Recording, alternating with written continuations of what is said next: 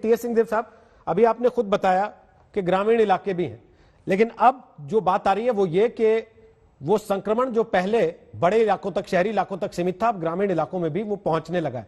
क्या मेडिकल सेवाओं के नजरिए से उतनी तैयारी पिछले एक साल में हुई है? ग्रामीण इलाकों को उतना मजबूत हम कर पाए हैं कि अगर कोविड संक्रमण गांव के इलाकों में भी फैलता है तो उसको काबू कर सके? ये एक सवाल है जिसकी तरफ हम शायद हम सबको देश में, प्रदेश में और ध्यान देना होगा। हेल्थ इंफ्रास्ट्रक्चर में जितना हमको पैसा लगाना चाहिए दुनिया में और हमारे देश में भी और प्रदेशों में भी, वो राशि हम बजट में आवंटन नहीं कर पा रहे हैं। आम चर्चा हो रही है, सभी जगह लोग इसको स्वीकार करते हैं। WHO के गोल हैं कि हमको यूनिवर्सल हेल्थ केयर लाना है और ये सुविधाएं हमको सबके लिए मुहैया करानी है, शहरवासियों के लिए नहीं।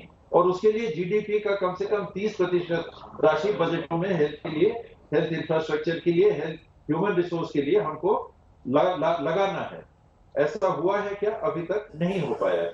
क्योंकि ऐसी स्थिति नहीं बनी है तो एकाएक एक साल के अंदर ये कह देना कि सारी तैयारी है, ये सही बात नहीं होगी। बहुत कुछ करना बाकी है और तब तक ये उम्मीद हमको करना पड़ेगा कि शहरों में जो हालात दिख रहे हैं वो अगर गांव में जाएंगे तो हम बिल्कुल, हमारे पास ऐसा इंफ्रास्ट्रक्चर नहीं है कि हम कुछ कर पाएंगे। इसीलिए लॉकडाउन जैसी बातें, शहरों में कम से कम आने की बातें, अपने दायरे, अपने सामाजिक दायरे में ही सीमित रहने की बातें, ये सुझाव हम लोग दे रहे हैं।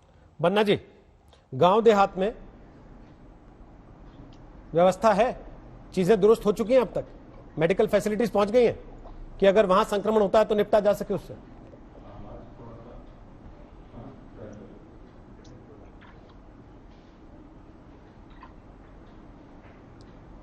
बन्ना गुप्ता जी, आवाज आ रही है मेरी?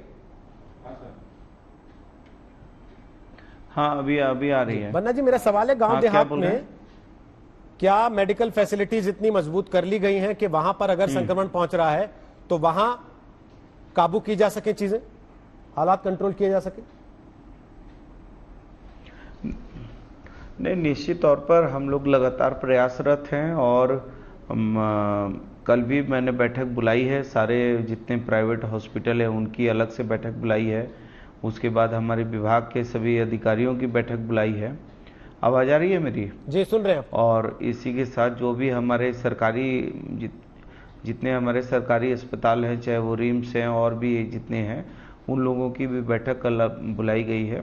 तो लगातार हम लोग प्रयास कर रहे हैं और करीबन तत्काल में 5000 बेड एक्स्ट्रा लगाने का प्रबंध किया जा रहा है। तो कहीं ऐसी पैनिक होने की स्थितियां नहीं हैं, लेकिन फिर भी आफ्टर ऑल जिस तरीके से दूसरे चक्र का प्रकोप बढ़ा है तो स्वाभाविक रूप से हम सारे लोगों को ये चिंता है कि कहीं ये और स्प्रेड नहीं हो। इसके लिए माननीय मुख्यमंत्री जी भी लगातार प्रयासरत हैं और हमारा सारा विभाग प्रयासरत है।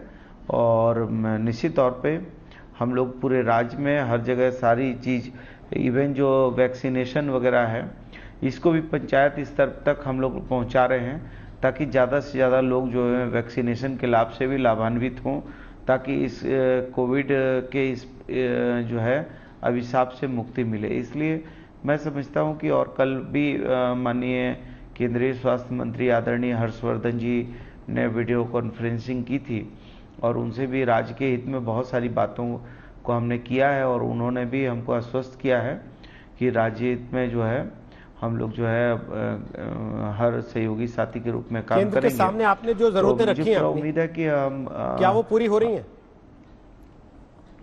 हाँ, मैंने नहीं, अभी तक तो जो हमने उनसे अभी प्रार्थना किया था कि 10 लाख अभी हम लोगों को तत्काल जो है वैक्सीन उपलब्ध कराया जाए। इसी के साथ जो है और भी कुछ चीज़ें हैं जो हमारे राज्य को, चूँकि हमारा ट्राइबल और बैकवर्ड कमज़ोर वर्ग है, कमज़ोर राज्य है, इसलिए विशेष रूप से हम आदरणीय हर्षवर्धन जी एक अच्छे और नेक मंत्री हैं, तो हमने उनसे प्रार्थना किया है कि वो राज्य हित में कुछ हमको जो है मदद करें ताकि हम इस ट्राइबल और इस पिछड़े राज्य में इस कोविड के संक्रमण से जल्दी निकलने में जो है आगे काम कर पाएँ।